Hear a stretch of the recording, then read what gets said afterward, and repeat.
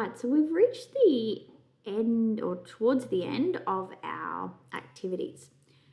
So task 12 asks us to actually do a capability reflection based around how we've developed our skills through our research and through our planning and then through the actual community activity. We then ask you to prepare a bit of a reflection on the actual task. Now, I would really strongly advise that you've got video or photos or handouts or copies of the posters you made, whatever it is, to actually show what you talk about in these questions.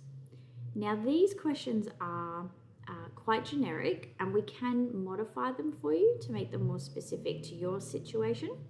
So if you see questions for your reflection that you didn't sort of know about to begin with, don't panic.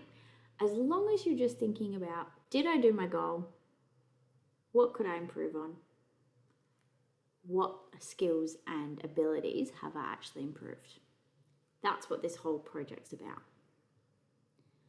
The last two bits are your task 14 and task 15 final assessments. And these two are probably the most familiar of any other subject that you do. So the presentation of your learning evidence is where we want you to bring everything together. We want you to take us on the journey of your community activity. So we're asking you to step through what you did, explain how you got your information,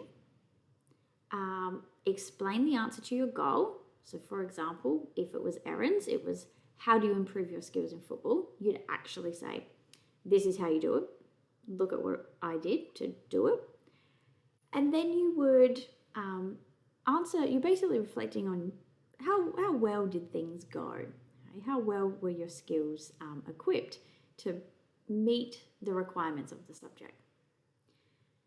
This is very much like a collation of evidence. PowerPoint, report, booklet, poster, essay, interpretive dance, however it is you want to do it. The last thing that you will do for community studies is your discussion. Now, to do a discussion, we're going to ask you some general questions, but we're going to have your presentation with us. And we're going to ask you to explain yourself further where possible.